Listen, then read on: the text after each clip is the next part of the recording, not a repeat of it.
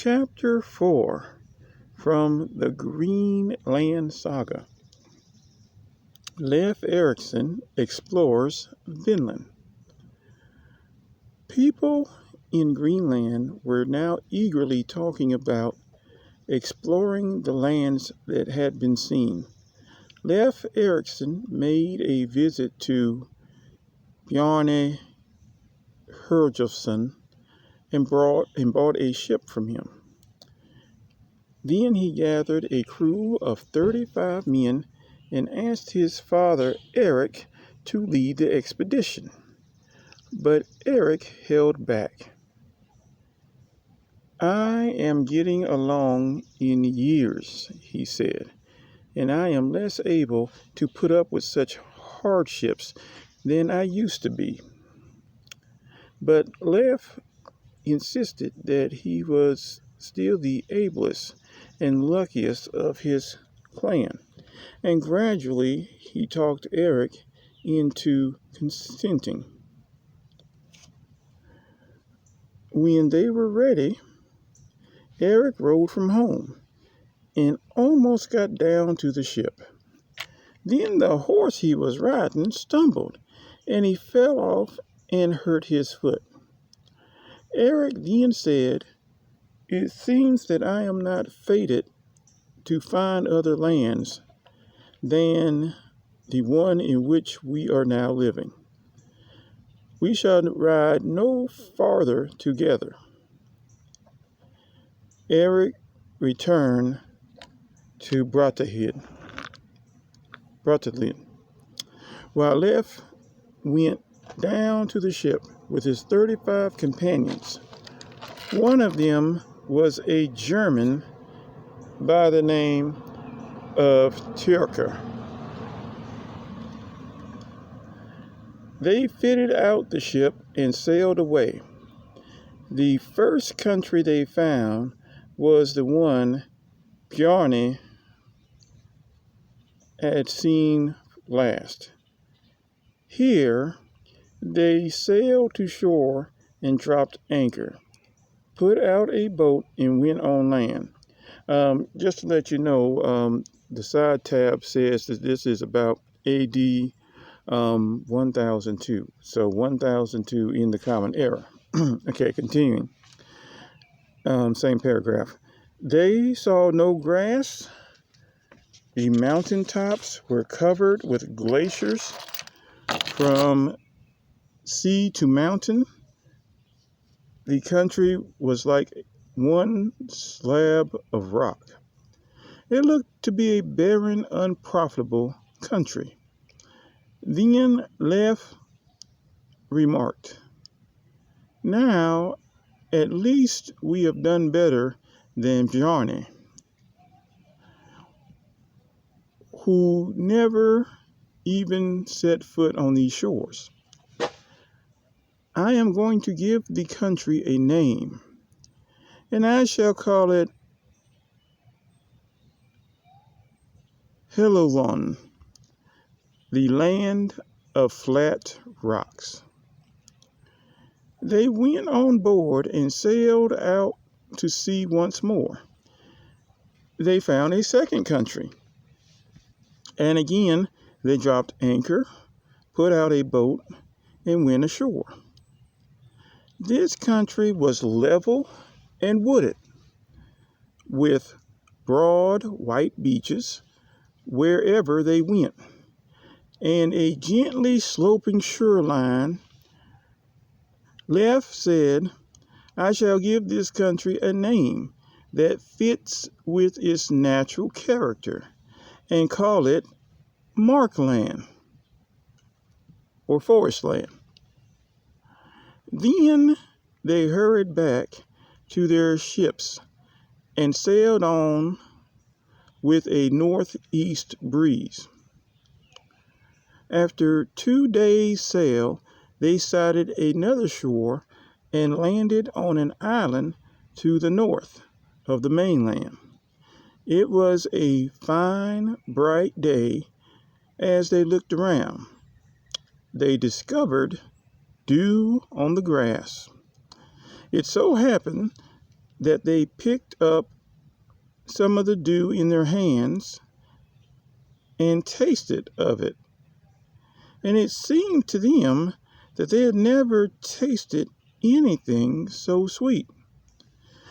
Then they returned to the ship and sailed through the channel between the island and a cape jutting out to the north of the mainland. They steered a westerly course past the cape and found great shadows at ebb tide, so that their ship was beached and lay some distance from the sea. But they were so eager to go ashore that they could not bear to wait the tide rose until their ship. Let me read that again. But they were so eager to go ashore that they could not bear to wait till the tide rose under their ship. They ran up on shore to a place where steam flowed out of a lake. As soon as the sea rose under their ship, they took a boat and rowed out to it and moved it up the river into the lake, where they cast anchor. Then they took their leather hammocks ashore and built themselves shelters. Later, they decided to stay there through the winter and set up large houses. There was no lack of salmon either in the river or in the lake, and it was bigger salmon than they had ever seen. Nature was so generous here that it seemed to them no cattle would need any winter fodder, but could graze outdoors. There was no frost in the winter. The grass hardly withered. The days and nights were more nearly equal than in Greenland or Iceland.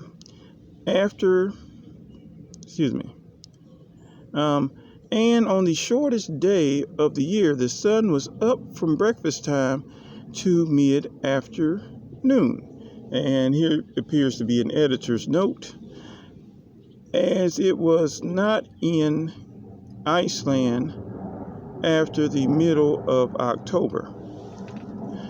When they finished building their houses, Leif said to his companions, "Now I am going to divide our company into two groups, for I want to get this country explored. Half the men will stay here at camp, while the other half goes exploring. They shall not go so far that they cannot get back home by evening, and they shall stay together." So for a time they did this. Sometimes Leif went along with the exploring party, and sometimes he stayed at home. Leif was a big, strapping fellow, handsome to look at, thoughtful and temperate in all things. One evening, the news spread that a member of the crew was missing, none other than Tyrker the German. Leif was much disturbed at this, for Tyrker had lived in their household a long time and had been greatly devoted to Leif when he was a child. Leif angrily reproached his men and made ready to start off with a search party of 12. They had scarcely left the house when Tyrker came walking towards them. and he was received with great joy. Leif saw at once that his foster father was in high spirits. Tirka was a short fellow, rather puny looking, with a prominent forehead and restless eyes in a smallish face. But he was handy at all sorts of craftsmanship. Leif said to him, Why were you so late, foster father? How did you get parted from your company? Tirka first talked a long time in German and rolled his eyes and made faces. They did not understand a word. After a while, he changed over and spoke Norse. I did not go very far beyond the rest of you, and yet I have some real news for you. I found grapevines and grapes. Now, let me stop here for a second. There is some question of whether or not those were grapes. There are some scholars who said, well, no, we don't think those are grapes. These were a different type of berry that probably weren't grapes. But anyway, he says he found grapes. All right. Is this really true, foster father mine? Said Leif. Certainly it is true, he answered. I was born where there is no lack of either where there is no lack either of vines or grapes. Now they slept that night, but the next morning Leif told his crew, From now on, we have two jobs on our hands. On one day we shall gather grapes, and on the next we shall cut grapevines and chop down the trees to make a cargo for my ship. Soon they followed this plan. That's not correct. So they followed this plan, and it is said that they loaded up the afterboat with grapes, and the ship itself with a cargo of timber. When spring came, they made the ship ready and sailed away. Leif gave this country a name to suit its resources. He called it Vinland, or in these brackets, Wineland. After this, they sailed out to sea with favorable winds until they hove in sight of Greenland and its ice-capped mountains. Then one of the crew spoke up and asked Leif, Why do you steer the ship so much into the wind? I am watching course, answered Leif, but I can also see something else. Do you notice anything out of the ordinary? They answered they saw nothing worth talking about. I wonder, said Leif, if the thing I see is a ship or a reef. Then they saw it and said that it must be a reef. Leif's eyes were so much keener than theirs that he could see men on the reef. Now, said Leif, we shall steer into the wind so that we can help these men if they need it. If they should happen to be unfriendly, we have the upper hand, and not they. They sailed in by the reef, lowered their sail, cast anchor, and launched a little boat they had with them. Tirka asked the men, Who is your chief? None of them spoke up. My name is Thori, and I am of Norse stock. But what is your name? Leif told him, Are you the son of Eric the Red of Brattahlid? Brattahlid, said he. I am, said Leif, and now I wish to invite you all on board my ship. You may take as much of your goods as the ship will hold. They accepted this offer and sailed with their cargo to Eriksfjord. They landed at Brattahlid, and here they unloaded the ship. Leif asked Thorir and his wife, Gudrid, and 3 of the men to make their home with him. And he found lodgings elsewhere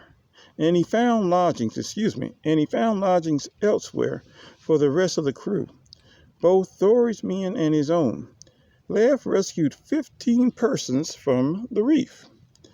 So Leif grew in wealth and honor, but that winter there was much sickness among Thorir's men, and Thorir himself died, and together with a large part of his crew. All right, well, we're going to end with this one here for now. This lasted a little longer than I had hoped, but at any rate, it's one of the more interesting sagas. I may have a wrap-up section after this, because, like I said, this is too long. All right. Vinland, obviously named after grapes. Well, like I said, we're not sure if those were grapes. And it's, anyway, that's about it. All right. Thank you much, and goodbye.